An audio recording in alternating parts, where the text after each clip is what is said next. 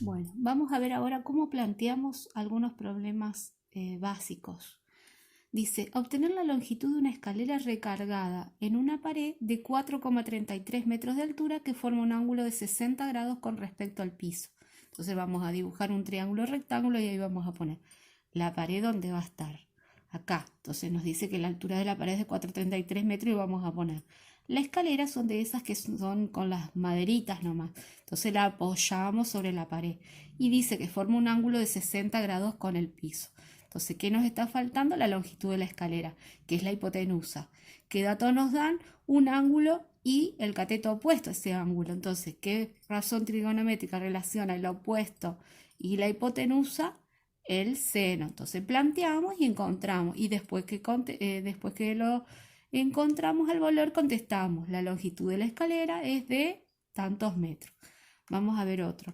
Obtener el ángulo que forma un poste de 7,5 metros de alto con un cable tirante que va desde la punta del primero hasta el piso y que tiene un largo de 13,75 metros. Entonces vamos a dibujar el triángulo. Acá que va a estar el poste que tiene 7,5 metros de largo. Este va a ser el cable tirante y me pide el ángulo que forma el poste con la cuerda tirante. Entonces voy a tener que encontrar el ángulo X. ¿Y qué datos tengo? Tengo el cateto adyacente y la hipotenusa. ¿Qué razón trigonométrica los relaciona? El coseno. Entonces voy a poner coseno de X y después lo voy a poder encontrar. En el tercer ejemplo nos pide calcular el perímetro de un triángulo rectángulo cuyos catetos miden 7 y 18 centímetros. ¿Qué nos está faltando? La hipotenusa. Como los datos son dos catetos, tenemos que usar el teorema de Pitágoras para encontrar la hipotenusa. Dice, un niño sostiene con su mano el hilo de un yo-yo, bien tirante. El extremo del hilo está atado a la base de una lanchita y forma un ángulo de 35 grados con el piso. Entonces, esta sería la mano del nene. Agarra el hilo por la mitad. El extremo del hilo lo ata a la lanchita y el yo-yo lo deja caer verticalmente al piso. Mide 65 centímetros. El yo-yo llega justo hasta el piso. Queremos averiguar la altura del piso que está a la mano del niño, o sea, esta altura. Y a qué distancia de la lanchita se encuentra el yo-yo, o sea, esta distancia. Entonces, ¿qué tenemos? La hipotenusa y el ángulo. Cuando queramos calcular la altura, va a ser el opuesto. Entonces vamos a usar el seno opuesto sobre hipotenusa. Cuando querramos calcular la distancia, va a ser el cateto adyacente. Entonces vamos a usar el coseno adyacente sobre hipotenusa. Otro problema. El teodolito dice que es un instrumento que trabajan los agrimensores y los topógrafos y que sirve para medir ángulos y distancia. Entonces, para hallar la altura de un acantilado, se ubicó un teodolito a 20 metros de su pie y se obtuvo un ángulo de elevación de 68 grados.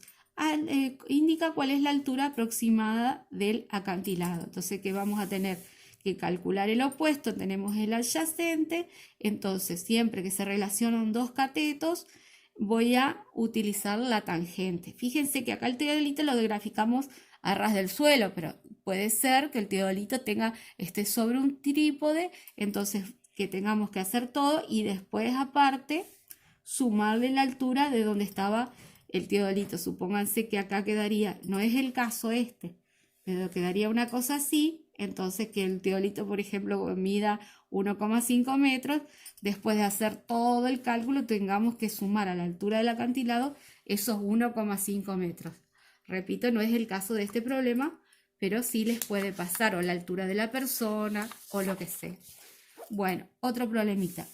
Un globo aerostático se observa desde dos posiciones A y B, con ángulos de elevación de 27 grados y 17 grados respectivamente.